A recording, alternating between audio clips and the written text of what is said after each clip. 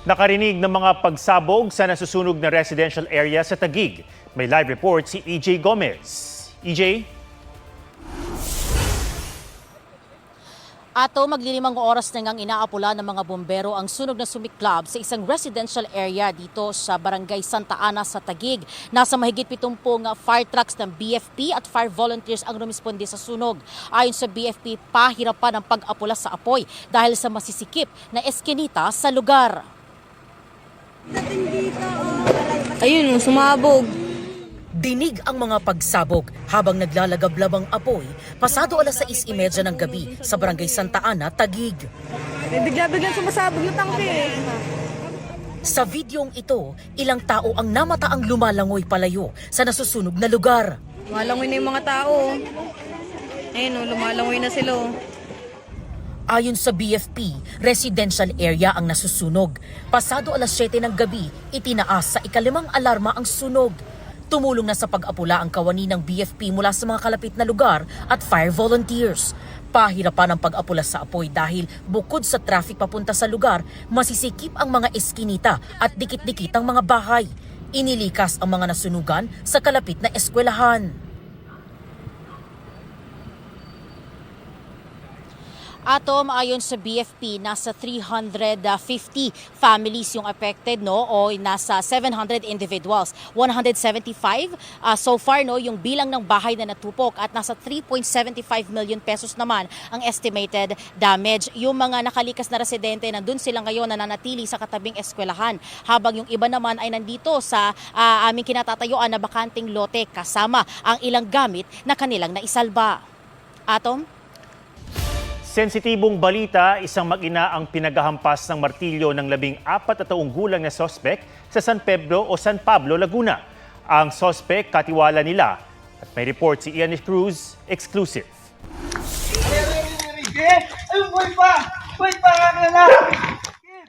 Sa madilim na bahagi ito ng isang subdivision sa San Pablo, Laguna, natagpuan ng kanyang ama ang anak niyang kagabi pa nawawala. Nasa ilalim ito ng patong-patong na kawayan. Agad tinakbo sa ospital ang 4 na taong gulang na bata na buhay pa noon pero halos mabalot ng dugo. Ito nakuha yung bata, oh. Ayan o, nakita ko dito. Oh, kinalit ka dito, oh. Tira mo dugo, oh. Ayan o. Ayan, damit, oh. Idineklara siyang dead on arrival sa ospital. Sa parehong lugar, nakita ring walang buhay ang ina ng bata. Pinaniniwala ang pinaghahampas ng martilyo ang mag-ina ng isang 14 anyos na lalaki. Sa investigasyon ng San Pablo Police, katiwala umano ng pamilya ang suspect at madalas umanong pagdudahan sa pera ng babaeng biktima. Nang malaman daw ng suspect na papainan siya ng pera, dito na niya naisipang gawin ang krimen. Itong biktima ay di umano may napapansin dito sa suspect natin na malikot ang kamay, na maaaring magnakaw. Makakita siya ng isang martilyo na matigas at mabigat na bagay. Kinuha niya yung pagkakataon na pagtalikod ng babae, ng nanay, at isinagawa ang pagpalo sa ulo hanggang mawala ng malay. Then, according to him, hinila niya papunta sa malayo. At itong anak, nung marinig niya sumisigaw ng mama, binalikan niya at walang kabog-kabog pinagpapalo ang ulo. Nakaranas umano ng pangmamaltrato ang suspect pero hindi malinaw kung kanino. Maltreated, ang initial appreciation doon na ma-maltreat na yung 14-year-old, no? Sometimes yung mga salita kasi natin, sometimes it's piercing. Itinurn over na sa Department of Social Welfare and Development ang sumukong suspect. Ian Cruz, GMA News. Umabot na sa 4 ang bilang ng mga nasawi sa pagguho ng itinatayong hotel sa Angeles, Pampanga. 17 pa ang pinaghahanap. May nakita ng pagkukulang batay pagsusuri ng isang engineer sa gusali. Mula sa Angeles, Pampanga, may live report si Bam Alegre. Bam!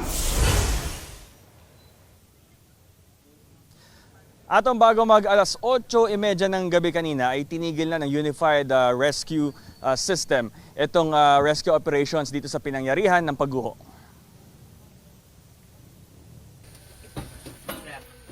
Yung isang mauhugot natin, no? Yung flyboard to. Yung isa yan sa nakaipit dito sa bakal. Kalkulado ang bawat kilos ng mga tauhan ng BFP para ma-rescue ang mga natabunan sa pagguho ng ginagawang hotel sa Barangay Balibago, Angeles, Pampanga. Karamihan sa mga biktima, construction worker. Lumanik po siya ng malakas. Tumakbo na kami, tapos sinila ako nung barangay na naka-duty dyan. Akala po namin doon. Nasa baba kami, nandun ang barak sa baba ng building. Natapunan na ako ng simento. Balutan pa ako ng neck. Pinunit ko na lang ng yung mga basag na simento para makalusot lang ako. Kasi nahirapan ako kung makalabas to. Ano na yung building? Oo na. Ayon sa LGU, hindi pa kasama sa 47 opisyal na bilang ng nasa construction site ang mga nagtitinda sa paligid na posibleng nadamay, kaya maaaring madagdagan pa ang nawawala. Sa katunayan, hindi raw galing sa tala ng site engineer ang natagpo ang bangkay pasado alas 5 kahapon. Isa siyang 65 anyos na Malaysian national na naipit sa kwarto ng katabing hotel na nadamay rin. Nakikipag-ugnayan na ang City Hall sa Embahada ng Malaysia para sa pagpapauwi ng kanyang labi. Hating gabi kagabi, isang lalaki naka-stretcher ang mabilis na inilabas sa site. Binigyan siya ng paunang lunas pero nang makarating ng ospital, idineklarang patay. Buhay po siya nating nahuha at hindi na po niya kinaya yung stress paglabas. Yung pong trinay nating i-resuscitate kagabi. Na magliwanag kanina, pina-thermal scan ang buong gusali. Sa tulong ng K9 units, may nakitang isang tao pero bigo na siya makuhang buhay. Pasado alas 10 ng umaga, na-recover ang pang-apat na biktima. Natukoy ang lokasyon niya gamit ang K9 units ng PCG, Philippine Coast Guard at thermal scanners ng BFP. Inaalam ng mga engineer kung bakit gumuho ang ginagawang gusali gayong wala namang lindol. Isa sa mga hadlang sa investigasyon ang mga tipak ng konkreto na tumatabon sa pundasyon at mga biga ng gusali. Hindi pa rin magamit ang mga heavy equipment dahil patuloy ang paghuhukay sa tinatayang 17 construction workers na maaaring naiipit sa ilalim. Nakadeploy na rin ang Muntinlupa, K9 Search and Rescue at mga heavy equipment ng DPWH.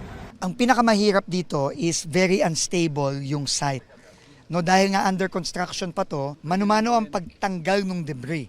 Mahirap kasi baka ma-disturb yung site galong bumagsak. Ang collapse po ay pancake, so kukunti lang ho yung mga void spaces na pwedeng mapagtrabahoan namin. 2024 nang simula ng construction ng siyam na palapag na hotel na may plano rin para sa 2 roof deck. Pagmamayari ng kumpanyang Golden Years Construction and Steelworks Corporation, ang gusali na siya ring kontraktor ng proyekto. Hinihingan pa namin sila ng pahayag. Hindi man masabi kung depektibo nga ba ang estruktura, may mga nakita na raw na pagkukulang ang mga engineer. So far, anong nakita niyong by violation? Ang baka lang sir, mga standard na mga repairs na dapat meron. Like for example sa mga joints na yung mga confinement, dapat may mga repairs ko. Yun yung mga wala.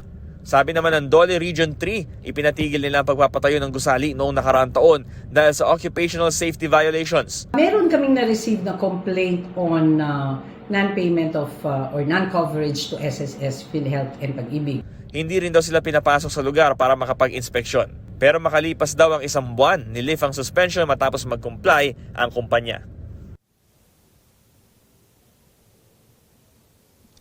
Atom, ayon sa mga otoridad ay wala na raw indikasyon ng signs of life sa lugar. Kaya bukas alas 7 ng umaga, transition na mula search and rescue patungong retrieval and clearing operations. Atom?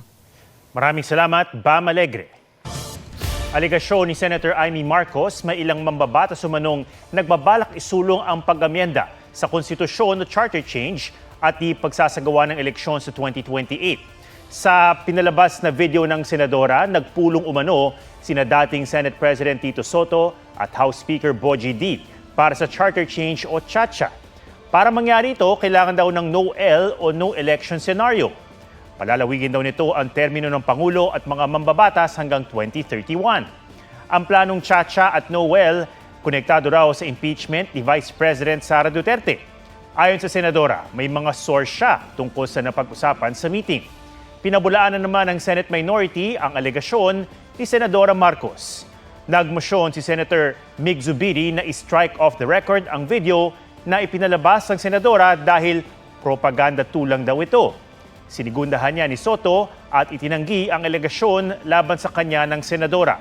Kalauna nagsabi ang senadora na wini-withdraw niya ang video, sabay panawagang ituloy ang eleksyon sa 2028.